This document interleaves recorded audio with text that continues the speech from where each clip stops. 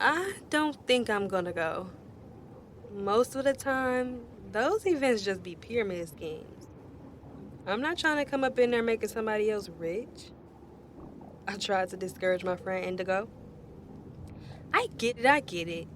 I hear you, but I do not want to pass up this opportunity. I know way too many people who have tried these things and made so much money. This time, I'm gonna be one of those people. Aren't you tired of being broke? Indigo always seemed to know the right thing to say at the right time. It's kind of been her superpower since we were kids. Her words bounced around my head like a pinball machine. I looked around our tiny apartment that we struggled to afford. I had only dreamed of the Bad Bitch Chronicles. Scrolling through the gram every day, I will always see those girls. You know the girls.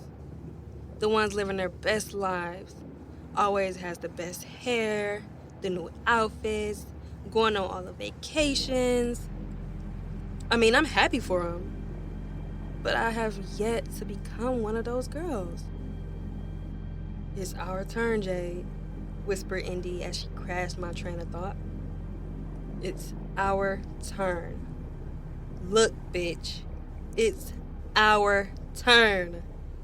Hey, bitch. It's our turn. Move, sis. It's our turn.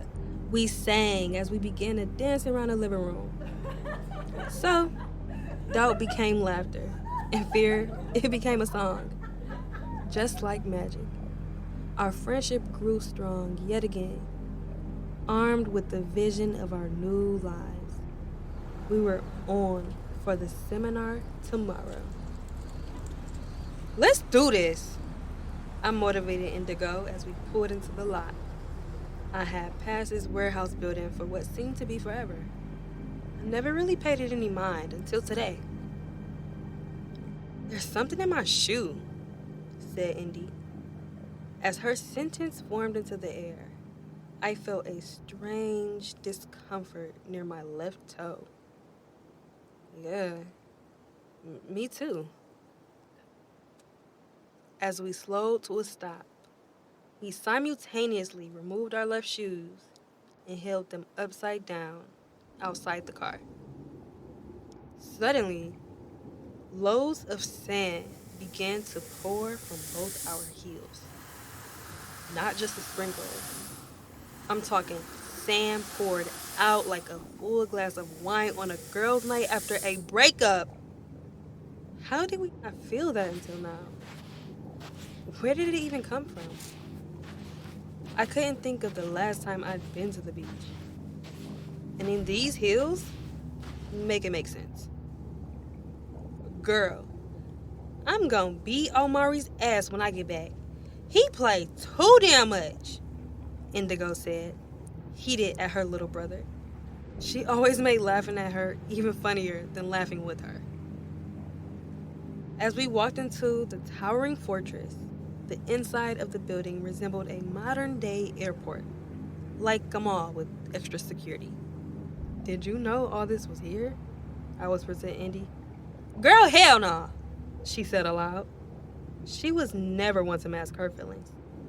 We found our way to the classroom to be met with well-trained welcome faces and imitating warm greetings.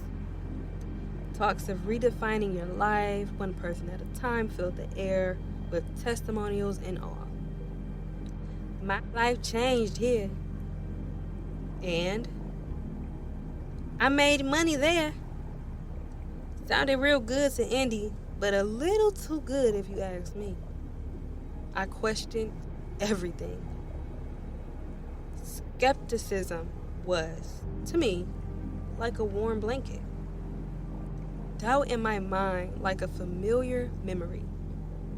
They nurtured me, and there was no way I would trade that off for something so unsure. We were halfway through the ceremony, and it was finally time for lunch. Buffet-style lunch had everyone flying out the classroom to fall in line. And I think we're gonna make a killing. All it'll take is a good 2 to 3 people. I overheard a nearby conversation. All it'll take is a good 2 to 3 people. I heard again while waiting for my turn in line. A good 2 to 3 people? I heard again. Confused, I stopped for a moment to look around the room. Slowly, I began to notice each person holding the exact same conversation. My eyes searched the crowd for Indigo as my heart started pounding through my ears. Jade! Indy's voice pierced the numbing panic I felt inside. My gut was telling me, "We have to go, Indy," I told my friend. "Can we at least wait until it's over? I haven't had lunch yet," she rebutted. "I think something weird is going on here." "Relax, Jay, god damn," Indy interrupted. "We should give it a shot. Plus, I already know we're going to make a killing. All it'll take is a good 2 to 3 people." "Yeah, we gotta go. Now." I grabbed my best friend's hand with all the seriousness of a mother. As we began leaving the facility, the workers' politeness washed away to reveal abrasive and forceful insistence that we stay to complete the course. Our footsteps marched faster beneath us as we rushed toward the exit. Hurrying past security, we finally made it to the door. Thinking we were only attending the seminar for what would be a few hours, we had not realized that it was already night. The parking lot was now crowded with cars and covered in sand. "We're blocked in," Indy said. "Give me the keys.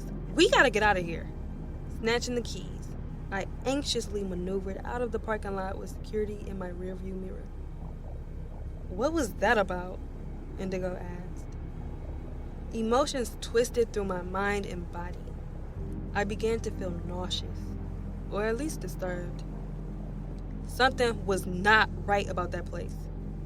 I can't explain it, but my gut was telling me we were not safe. I know I sound crazy, but I just need you to trust me." I tried my best to reassure Indy while masking the fear that was germinating within my soul. It seemed like we had only just left that creepy warehouse when haunting red and blue lights appeared behind us. The police. I, with no wallet, behind the wheel. The roads were crowded with vehicles and frozen traffic seemed to appear out of thin air. That awful and familiar feeling gripped my body. I looked around at the vehicles nearby, only to recognize the same faces I had seen earlier that day in the classroom. Each one with the same stale smile abruptly painted across their face. We were closed in again. I pulled over into a nearby alley behind a mall I used to work at. "Let's go." I motioned to Indigo for her to follow me, but she just sat there. She was deathly still, with the same stupid, insincere smile on her face as the others. "Indy, come on," I yelled, pressuring my friend to stop kidding around. Motionless, my best friend looked less and less familiar to me. I could hear the sound of car doors slamming, signaling me to keep moving. Tearfully, I calmed my breathing. Then, quietly, I slid out of the car, past the dumpster, and into the back room of an old boutique, locking the door behind me.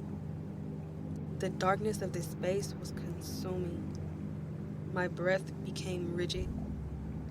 I was overwhelmed with the stench of dust and moisture. Darkness has a way of unfamiliarizing space, even after being there many times before.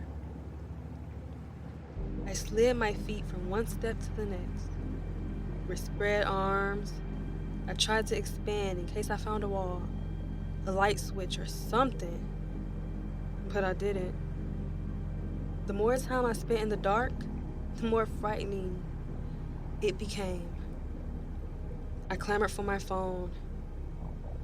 I turned on a flash, and Nothing. I saw blackness all around me.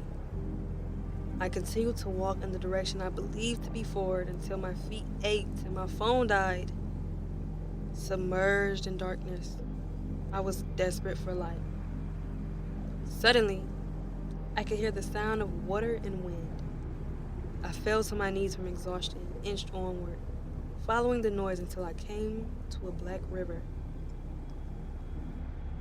My hands and knees were riddled with sand and dirt.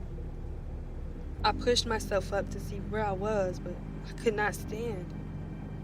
It felt as though the place I was in had lowered its ceiling above my back. I pushed upward, but to no avail. Using my arms and legs, I could not lift any part of my body higher than the coffee table. Next, I tried moving backwards. Maybe if I went back in the direction I came, the coast would be clear. I could no longer go backward.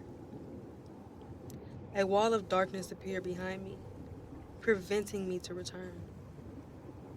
I turned back to the river, which seemed to be my only way out.